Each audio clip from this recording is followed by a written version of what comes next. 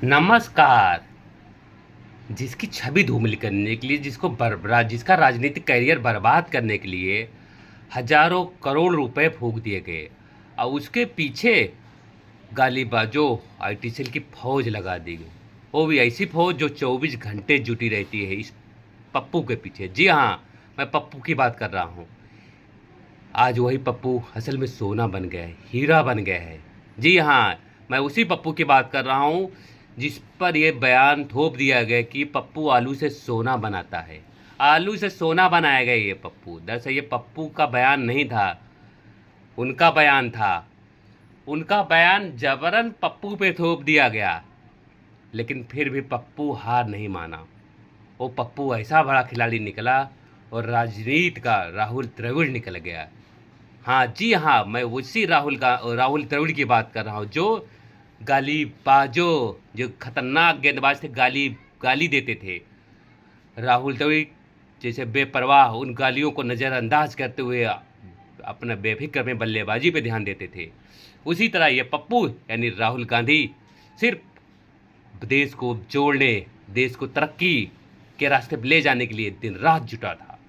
वो गालीबाजों आर्टिफिशियल की नज़रअंदाज करते हुए आगे बढ़ता रहा। आज वो असल में सोना बन गया है। अब ये सोना इस तरह सोना बन गया है कि आज इस सोने की जुबान, हर भारतीयों के जुबान पे इस सोने का नाम है। दबी जुबान लोग राहुल गांधी के नाम लेने लगे हैं। जो पक्के हैं, सत्ता के पक्षधर वाले हैं, वो भी उनकी चर्चा करने लगे, उनकी तारीफ करने लगे हैं कि हाँ, अब असल में राहुल गांधी में कुछ बात हो गई है। राहुल गांधी मैच्योर हो चुके हैं, परिपक्व हो गए हैं। अब इनको सत्ता मिलनी चाहिए। अगर इनके हाथ में सत्ता आई तो ये बंदा कुछ करेगा। ये केवल बड़बड़ाता नहीं है, फेंकता नहीं है, कुछ करने में विश्वास रखता है। जी हाँ, ये वही राहुल गांधी जिन्होंने अध्यादेश फाड़ दिया था।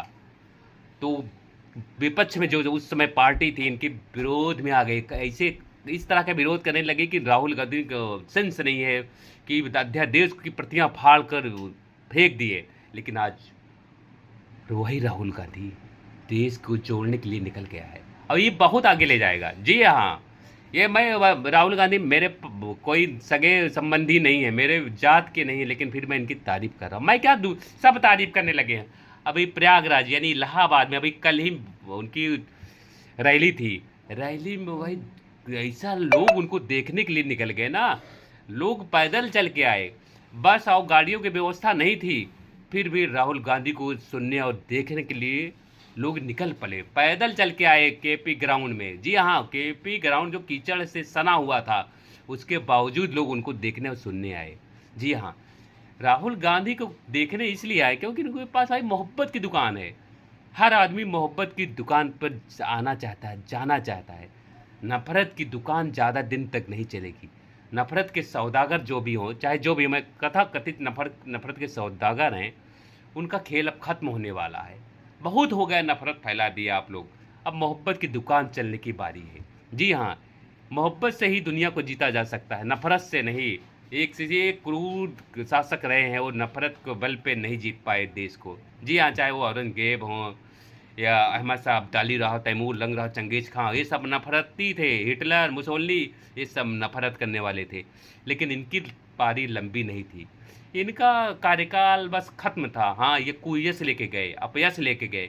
मरने के बाद आज भी इनको को लोग कोसते हैं कि मानवता के दुश्मन थे और दुश्मन हैं। जब तक ये पृथ्वी रहेगी, ये जो तानाशाह, मुसोलिनी, हिटलर हैं, इनको ऐसे लोग कोसते रहेंगे, क्योंकि इन्होंने नफरत की दुकान खोली थी, मोहब्बत की दुकान नहीं। राहुल गांधी मोहब्बत की दुकान खोले हैं और इनकी मोहब्बत की दुकान जल्द चलेगी। ऐसी चलेगी कि बम बम होगा, पूरी जोर इनकी जय जयकार होगी। अब मैं इनके, अब आप कहोगे मैं तारीफ कर रहा हूँ, क्यों मैं तारीफ कर रहा हूँ भाई? मोहब्बत की दुकान सबको ज़रूरत है। और जल्दी ही ये पप्पू गप्पू समेत जो तमाम गप गप गप गप करते रहते हैं और जो मतलब नफरत की बाजार फैला रहे हैं, बाजार दुकान खोले हैं, उनको, उनका जल्द से जल्द ये यही पप्पू खत्म, टाटा बाय बाय करेगा। क्या करेगा? खत्म, टाटा बाय बाय। जय हिंद, जय भारत।